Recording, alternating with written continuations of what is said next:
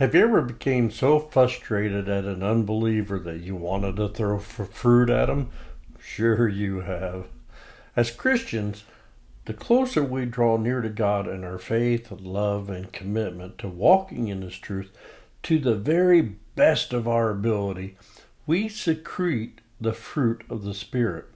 This secretion of fruit comes out of the Christian's inner recesses of his heart.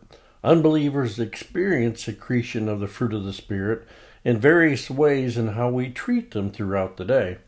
Other times, when we express our emotional reactions to the persecutions and hardships and trials of life, the fruit that the world seeks after is found in Galatians 5:22 through 23. But the fruit of the Spirit is love, joy, peace, longsuffering, kindness, goodness, faithfulness, gentleness, self-control. Against such there is no law. As Christians, thought process is different from the world because our thoughts are based on the truth that comes from God. Therefore, as the salt of the earth, the unbeliever experiences everything that their heart is seeking after that only comes from God through the believer. What happens when a Christian loses his or her fruit to an unbeliever? Here we are, living our life for God, and some believer comes up as a thorn in your flesh. And if a Christian uses self-control when these attacks come from an unbeliever, they steal some of our fruit by disrupting our inner love, joy, and peace. And you know that because that has happened often in your life. By their attacks, we are tempted to give in to anger and rage and frustration, to give them a piece of our mind. What happens when we do give in to anger and cut off the roots of the fruit spirit? We disrupt our own spiritual connection to God momentarily by choosing to react in anger instead of love. Sounds familiar, doesn't it? All of us have experiences like this where an unbeliever steals from you a bushel of the Spirit's fruit, and reacting wrongly, we end up throwing the rest of the fruit at them.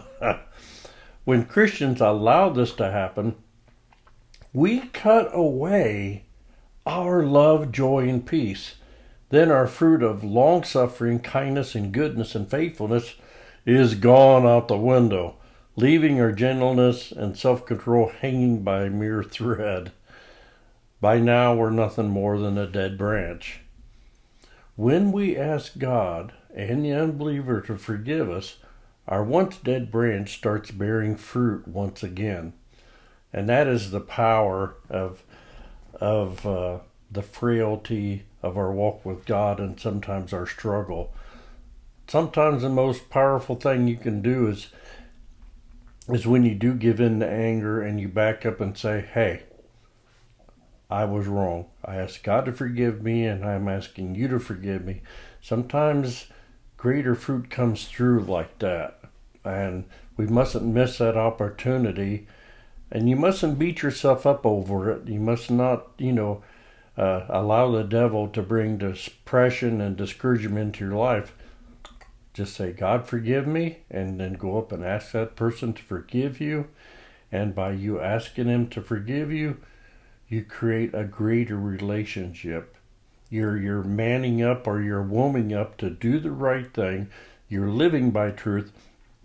And that other person that you blew up in anger at knows that the truth is real because you are living it right in front of them by asking them, by apologizing to them and saying that you were wrong in the situation, that you never should have reacted like that. And that is probably one of the most powerful witnesses we can present. So don't allow your giving in to doing something wrong to miss the fruit in that situation.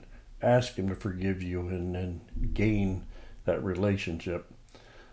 And when we do all this forgiving, the fruit of the Spirit begins to secrete once again out into our lives. People need what we have on the inside, and it's not us. It's the very God that's in our lives. It's the fruit of His Spirit that is reaching out to the lost souls of humanity. So you go out and then do your very best for Jesus Christ, and being a fruit bearer of His Spirit as the best of your abilities. You have a great day.